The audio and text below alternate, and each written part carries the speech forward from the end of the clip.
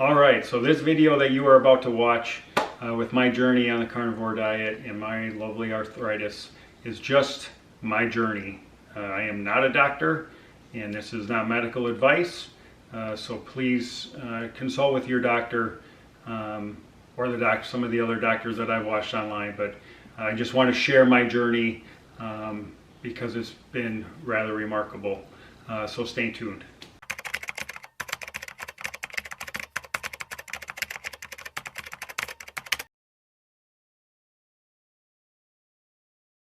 Hello everyone, this is Geoff Sander here, and we decided to do this video regarding my last 6 months of doing the carnivore diet slash low carb, kind of a Dr. Westman 20 and under a day diet. And I'd just like to share this because my results have been fantastic, and I felt like I needed to share this with everybody because this is bigger than me, especially when you look at what's going on in the United States or around the world with what we call the standard American diet.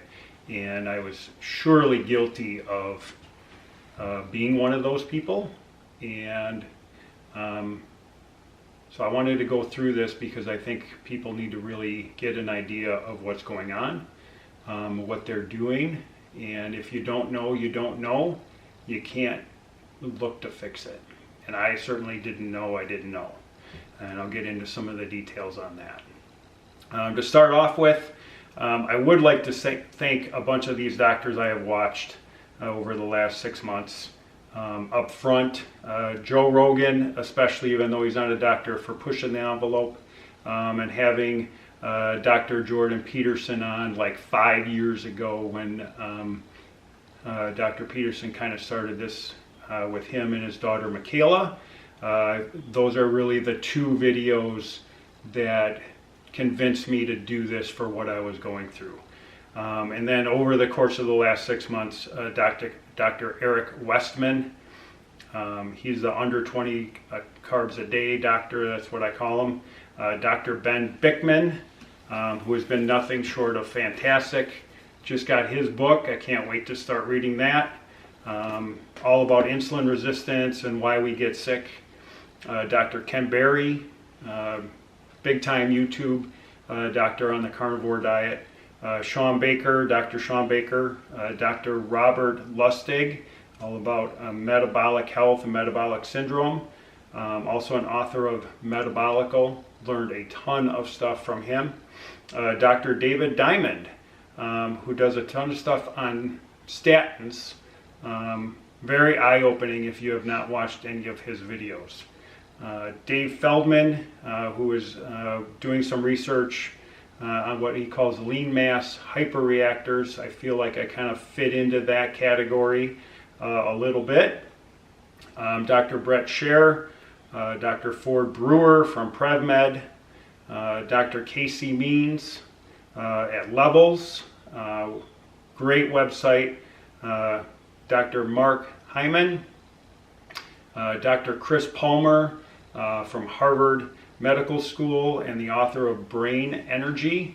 That was a fascinating video regarding carnivore and mental health and some of the results he's been having in his practice. Dr. Philip Ovadia, cardiologist. Dr. Paul Mason from Australia, who's an Australian sport and exercise medicine physician. Dr. Nadir Ali, cardiologist down in Texas, who also does a lot of stuff on YouTube, and also Dr. Anthony Chafee. These are guys I watch religiously, always trying to pick up something new, something different, because I tell you what, I feel fantastic. So with that, I want to kind of get into why I started this. So this is about a year-long journey for me, and I'm going to kind of start at the beginning and even back a little bit farther. So growing up, I was a 3-sport athlete in high school, very athletic, always in good shape. Ended up playing college football and college baseball up at a Division II school in Mankato. My freshman year in college, I was 191 pounds, and I was 6% body fat after lifting my freshman year in football. Unfortunately, got hurt, ended up playing a couple years of baseball, and then just decided to graduate. I do have a degree in physical education, along with a coaching minor and a meteorology major, all from Mankato State. So back then, was always active, golfing, playing basketball, playing pickup basketball, didn't matter. I was doing a lot of stuff. Always felt okay, always had a lot of energy. Then I got into my 20s, graduated, got kind of in the real world working. I ended up running a bar back when I was 25, 26 years old. Ended up putting on a few pounds, drinking some beer, eating pizza and hamburgers all the time, because that's what you do at 3 in the morning when you're closing the bar and you're hungry. And I gained some weight and got out of shape. Late 20s, ended up having gout in my big toe. Had surgery for that, which I'm now thinking is just part of basically what my body was going through at that time regarding my insulin resistance and the food I was putting in it. Met my wife when I was 27, lost a few pounds for the wedding, of course, and then we got married and had some kids and kind of fell in the typical standard American diet, working a lot, busy with kids, busy with yard work, no time to go to the gym. And frankly, I was kind of burned out with going to the gym after playing college football and lifting for years and years and years. I just kind of was done with that, at least mentally, for a while. And I settled into being a dad and taking care of the household, cutting grass, shoveling the driveway, all that kind of stuff. And as time goes by, I could tell I was gaining some weight. I was probably 200 at this point. So as I'm settling in as being a dad, in my late 30s, getting ready to turn 40, and one of the things I noticed, but I didn't really pay attention to, was I didn't have a lot of energy. I was always tired, always on the go, but really had no energy. And I couldn't figure out why. I figured, hey, I'm getting older, I'm going to push 40 here, and it's part of the deal. Stayed busy with kids, but really was a struggle to stay awake past, let's call it 9 o'clock. But I'd come home from work and really just want to sit on the couch and do nothing. I had no motivation to go do yard work, do the honey-do list, remodel the house, things that come up. I just was always tired. And not knowing it, I'm sure I was insulin resistant even back then, to the point where in 2012 I had met my doctor, had high cholesterol. He wanted to put me on a statin as part of my physical, and we did an NMR blood work panel and didn't know it at the time. There's about 10 markers in there. 4 of the 10 markers were insulin resistant, and 2 more markers were moderate insulin resistant. And not really knowing what that was, and nobody really talked about it back in 2012, that was a sign that I was clearly insulin resistant, which was, looking back, why I was so frickin' tired all the time and had no energy. Doctor put me on a statin, struggled with energy. Year went by on the statin or so, and I started to complain about my muscles hurting and cramping a lot when I would go to do something, whether it was lift anything or shovel or try to do yard work or just lift my hunting equipment, whatever it would be. My muscles would cramp bad. And I would go in, we'd talk about it, and he'd be like, well, it's better than being dead, blah, blah, blah. Come to find out, I'm sure I was one of those people that is very intolerant to statins. We went back and forth with those. I tried all the different kinds. Just ended on a rosuvastatin, which I will no longer be taking. My doctor is aware of that. But I can't stand the muscle cramping. And since I've been off it now probably 9 months, I feel fantastic. To the point I'm actually back in the gym, and we'll talk about that in a little bit. So going back and now looking at how I was insulin resistant, and now looking back at some old labs that proved I was insulin resistant, even back then, I really want to thank Dr. Bickman for his work and everything that he is doing to get this out between his book and all of his podcasts and interviews that he does, because it definitely has changed my life in a great way.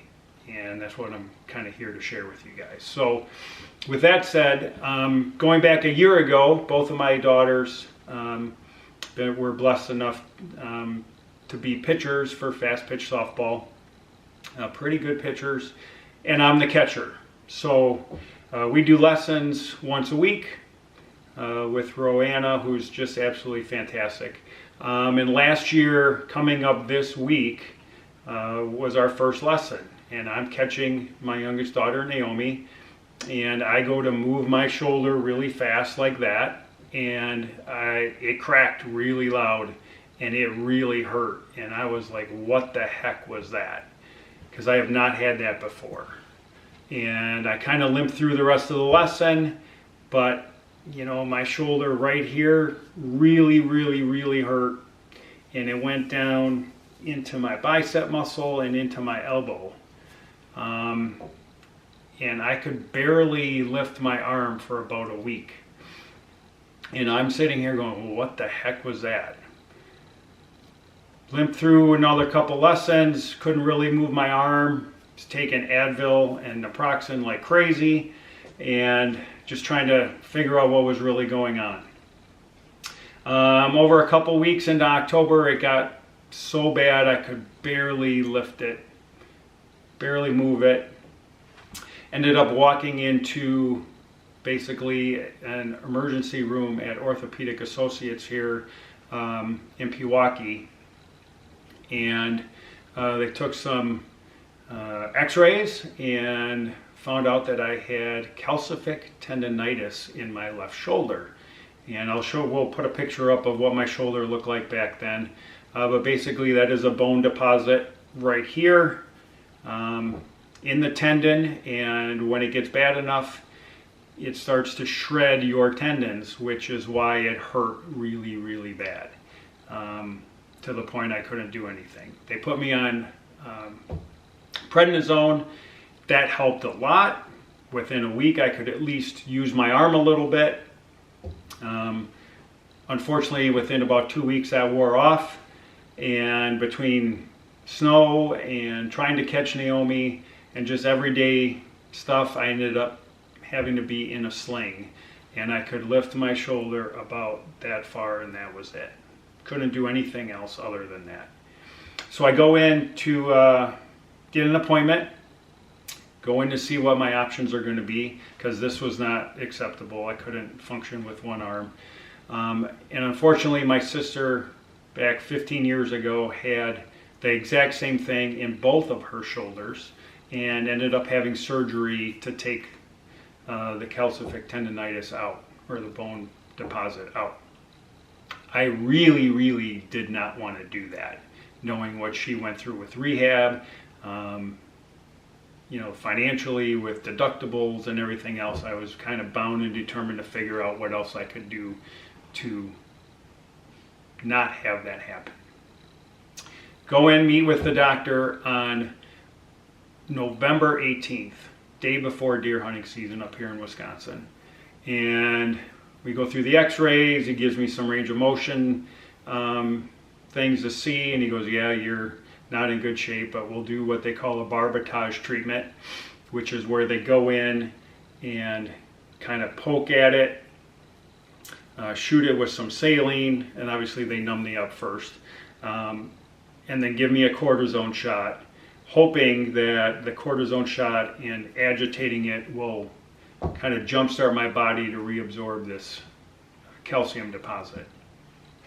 He said it'll last about 2 to 4 months, and you'll either get better or it will get worse and you'll have to come back in for a possible second cortisone shot.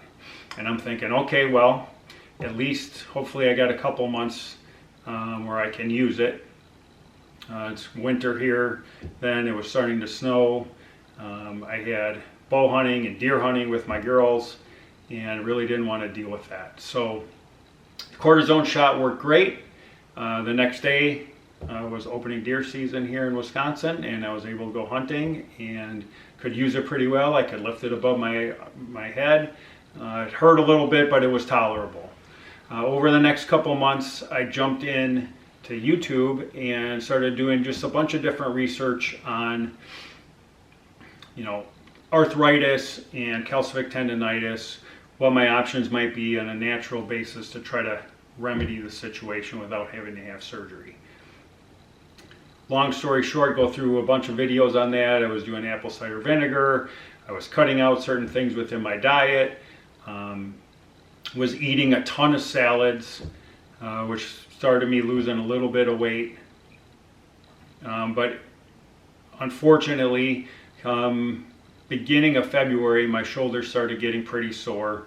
We're starting back up with our winter lessons. I'm shoveling a lot up here, and it just got to the point where I knew that the cortisone shot didn't work, and I was going to have to go in and figure out if I needed a second one. I call the doctor. It's about the last week in February. I can't get in until March 22nd was the first opening that they had. They're so busy. And in that time, I'm going through YouTube and I stumble across a video of Jordan Peterson on Joe Rogan like 5 years ago talking about his carnivore diet. And it had been coming up in my kind of playlist that the algorithm does for you, and I kept kind of just, not really clicking on it. Well, finally I'm sitting there one night and I click on it and I watch it, and I was like, holy crap. Listening to him talk about his daughter at 16 years old having her hip replaced because of arthritis, and having an ankle replaced at 16 because of her reactions to food, and he having the same issues, not as bad, but different autoimmune issues. And at that point, watching those two is when, for me, I was like, well, I'm going to try this. I'm going to try it for 30 days, and I'm going to see what happens, because my shoulder's getting worse. I got nothing to lose. And, oh, by the way, I love to eat steak. And I didn't really eat steak a lot because of, it's bad for you. And my cholesterol is going to go up. Yada, yada, that we all hear, I've heard since I was born, based on the food pyramid and all that kind of stuff. So March 1st, I committed to trying the carnivore diet for 30 days. And as Jordan Peterson says, it's only 30 days. What the heck, right? So, started the carnivore diet, basically very strict. The only thing I did not give up, however, was my coffee in the morning with creamer. But other than that, those were the only carbs I had throughout the day. And within 2 days, the arthritis in both of my elbows disappeared. And I was like, what the heck was that? In 2 days, all of a sudden my elbows, which have been hurting for years, just lifting things, shoveling, whatever, were 100% better in 2 days of just getting rid of carbs and whatever other junk food. So I'm like, all right, well, that's really cool. And I just kept at it. Within the first week, I lost 7 pounds. My shoulders started feeling a little bit better. And by the second week, I was down about another 4 pounds, so about 12 total. But all of a sudden, I could do that with my shoulder. And I was like, holy crap.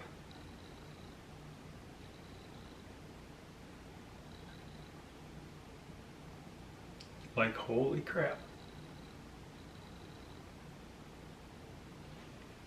2 weeks, and I could do that.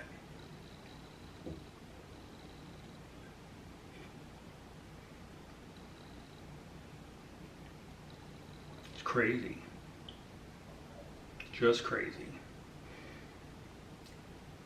Another week goes by, now it's the 22nd. Go into the orthopedic, and I go in there and I go, Doc, I'm not really sure that I'm going to need a second cortisone shot. He's like, well, what do you mean? And I'm like, well, this crazy thing happened. I started this carnivore diet on March 1st, and within 2 days, my arthritis in my elbows went away, and within 2 weeks, I could do that. And he kind of looked at me like, what? And I'm like, yeah. I'm like, so I'm not really sure that I need another cortisone shot. We go through all the range of motion tests that I did in November.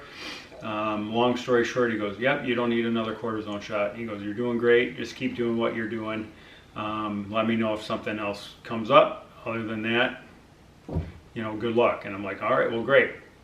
That's fantastic because A, I didn't want another cortisone shot, and B, I don't want surgery. So end of March comes along, and I'm like, well, that was my 30 days, but I feel really good.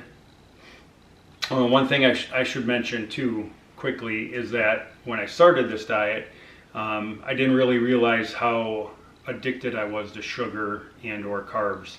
And I ended up with a pretty good headache, kind of like a hangover headache, for 10 days. The first 10 days I had a pretty good headache. I could function, but it was there, it was the back of my head. And that was me coming off of sugar, doing the sugar withdrawal. But I tell you what, after 10 days and the headache went away, it's fantastic. Sorry, I get a little emotional here. Anyway, so back, it's the end of March. I'm like, well, I'm going to do 60 days at this point because I feel good. I'm still losing weight. I don't remember, we'll put a picture up. I was taking the picture of the scale as we go. I know back in September I was 197 pounds. I think I was like 180-ish probably at this point. But I kept going another 60 days or another 30 days. All of a sudden it's the end of April and I'm like, man, my shoulder feels really good. I have a ton more energy all of a sudden. And over this 2-month period, I was watching just a ton of videos on insulin resistance, metabolic syndrome, statins, all these different things that were going on as to why I was sick. And I didn't realize I was sick because I was doing what I was told, which was, watch what you eat in moderation, take your medicine, and slowly getting sick. That's what it boiled down to. And now I felt really, really good. So I kept it up, kept losing weight, shoulder kept getting better. It wasn't great, but it was good, and it didn't hurt, and I could lift my arm. Now I couldn't get in the weight room. I couldn't do any strenuous type of lifting or anything like that. Wasn't ready for that. But it didn't hurt on a day-to-day basis, and that was awesome. Get into the month of May, and all of a sudden it's end of May and it's 90 days, and I'm like, well, I don't know if I'm ever going to go back. I feel so good, and I have so much energy compared to what I had even 5 months before that. Started getting up on my own at 5 in the morning, wide awake. Which I had never done that before. Ready to go. And the weirdest thing is I could go all day and not get tired. and not have to take a nap and not crash. I used to have to crash after lunch. I would feel like crap, and I didn't have to do that. All of a sudden it's 4th of July, then it's the end of July, then it's end of August, and boom, I'm 6 months carnivore. With a couple minor cheats in there, which unfortunately had to happen just due to softball tournaments and not being able to prep. Couple things real interesting with that is we had a tournament in Rockford, got home late one night. It's about an hour drive, so we didn't want to get a hotel. Got home about 10:30, had to get up at 5, get back to the field by 7 because they drew the 8 o'clock game the next morning, and had no time to prep anything for food. So at 11 o'clock after our 2 morning games, we went out for lunch. And we went to a fast food place. It starts with a C, and it's very popular up here in Wisconsin. And said, well, if I'm going to blow it today, I'm going to blow it today. So I had a double cheeseburger with bacon. I had some fries. I had iced tea, unsweetened iced tea. And then I had a single scoop of turtle, which was flavor of the day. And calorie wise, I wasn't too worried about it. I already had lost all the weight. I was down to 170 pounds by then. And my shoulder was feeling good. My arthritis was feeling good. And that was at 11 o'clock in the morning. We ate lunch. We got done about 11:30. And by 6 p.m. that night, all of my arthritis was back. Both elbows and my shoulder. Now my shoulder wasn't terrible, but it definitely was sore compared to what it was that morning. And I was like, no way did one meal bring back all of my arthritis. Both elbows, shoulder. I'm like, you gotta be kidding me, in one meal. I said, well, I'm never doing that again. That took 3 days to go away and get back to no pain whatsoever. Stayed pretty strict on the carnivore diet through that month, and then my other daughter was in a beauty pageant up in Madison, August 4th.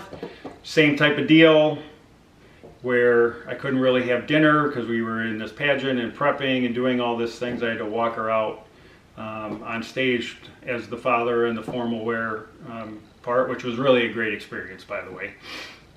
But ended up, and then I was going up north to the cabin. Right from there, I was going to roll into my buddy's place at about midnight. They were going to be sleeping. I didn't want to disturb them. I didn't want to have fast food. So I decided at the Marriott Hotel to have a cheeseburger. But I had cheese curds this time, deep fried, and maybe 2 fries that came with the meal and water. And that was it. I didn't even put ketchup on my hamburger. And I woke up the next morning and all my arthritis was back, which I thought was interesting because I didn't really have any sugar other than what was maybe in the bun. But I did have deep fried stuff with the cheese curds and the french fries, even though I only had a couple. So I'm wondering just if the arthritis is more seed oil related than it is sugar related, at least for me. But interesting that the 2 times I really had to do something different other than pretty much having a steak every night, my arthritis came back. Telling, I think, at least for me. So I've been very, very strict for the most part. I still do my coffee creamer.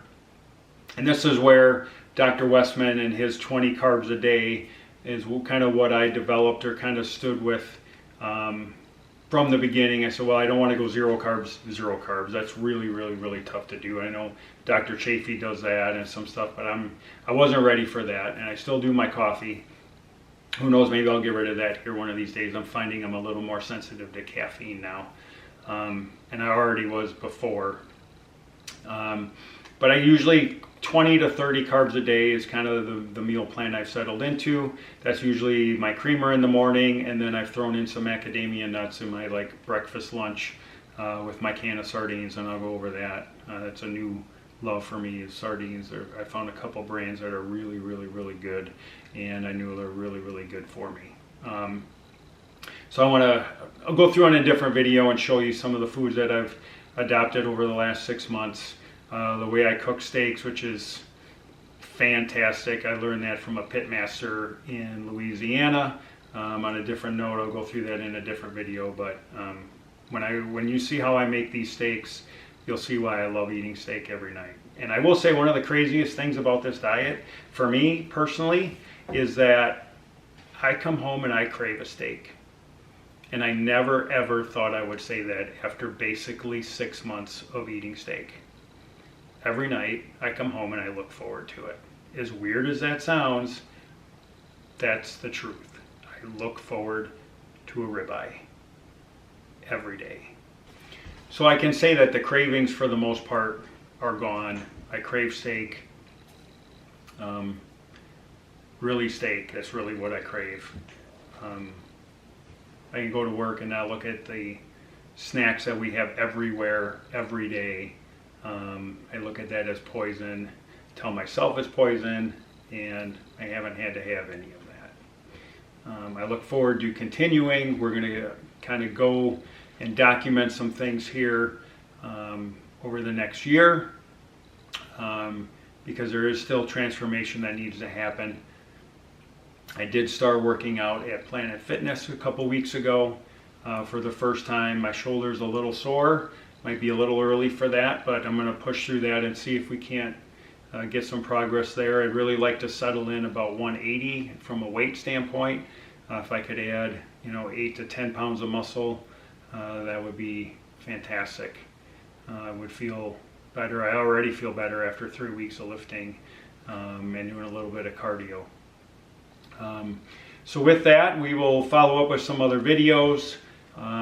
There's some other things I'd like to share about just experience with side effects, or not really side effects, but just things I noticed in the transition period, especially the first month or so. But we'll save that to a different video and then have some other exciting things coming forward. So thanks for watching. If you like this video, I am new. This is my first one. Please subscribe and hit the like button. Share with everybody, because this story of insulin resistance and metabolic syndrome needs to get out to the masses. It's part of why I'm doing this. Being graduating with a Phi Ed degree and being a teacher / educator, I felt like now is the time to jump on this and be one of the voices to get this out, because it is a huge deal for 80% of the population in this country, or in the world actually. So until then, please again subscribe, hit the button below, and until next time, hang in there.